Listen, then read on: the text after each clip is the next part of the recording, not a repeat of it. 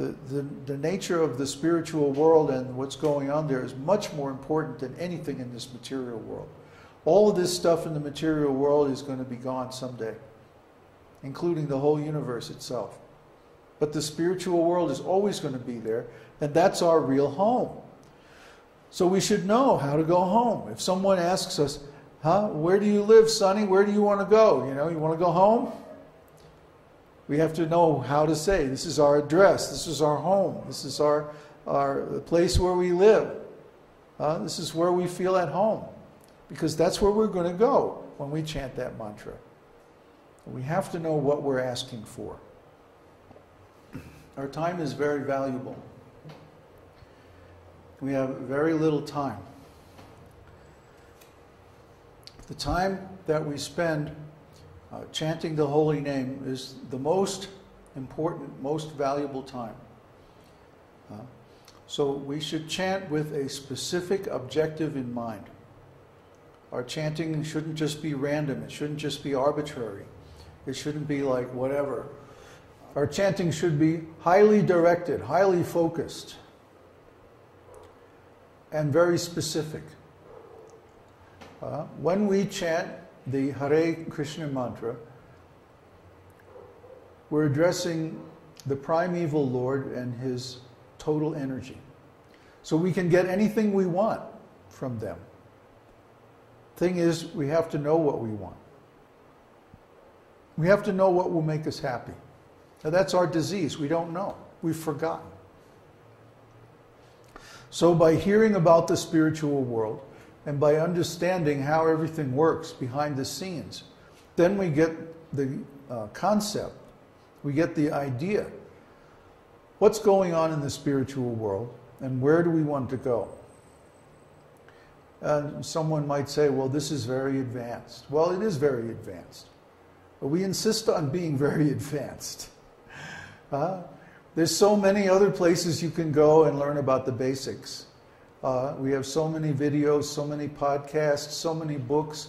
They're all there. What about the things you can't learn from books? Those are the things that you have to approach a guru for. So guru will give you the situation. Guru will give you the overview. Guru will give you the context, the ontology. And then the ontology is how we approach our service, how we approach our practices, how we approach the scriptures, our chanting, and so on. Without that background, without that ontology, we will misunderstand and misuse the facilities that we get through the practices. Again, I have to make the example of my godbrothers. They wanted power and wealth, and that's what they got, but they didn't get Krishna. They got what they asked for. And maybe eventually, in the future, sometime they'll get Krishna. Just like Dhruva Maharaj. He got his kingdom, but he has to remain in that kingdom for 50,000 years before he can go to the spiritual world. I didn't chant like that. I chanted, no, I want you. That's all I want. I want you. That was my aim when I was chanting. And still, I was only close to the mark. When Krishna appeared to me, he said, you will attain me very soon. What? Wait a minute. I thought I just did attain you. Well, what's going on? I had to meditate on this for a long time to figure out the meaning of it. What he meant was that your eternal relationship is not exactly with me. It's with one of my specific expansions, one of my particular forms. Yes, I am the highest and you can reach anything through me.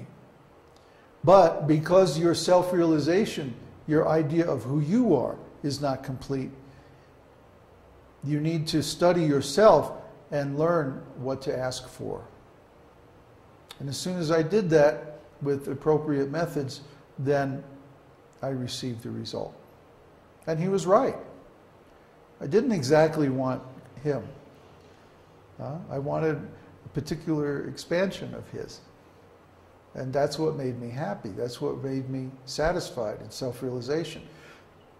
Not Krishna exactly, although I certainly have a relationship with Krishna. Anyway, we need to know all these details. Otherwise, our self-realization will be immature. It won't be specific enough to actually satisfy us. Is there another question?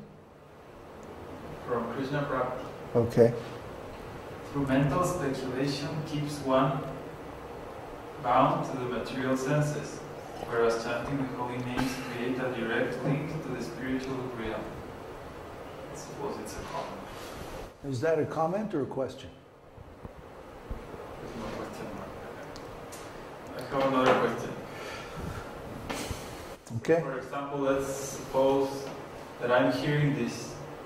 It's possible that my eternal service would be to serve Aniruddha or Pradyumna or things like that. It's quite possible.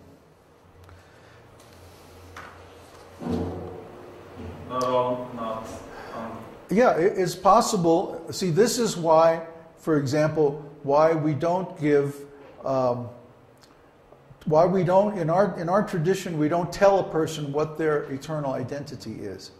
We don't give Siddha Pranali initiation.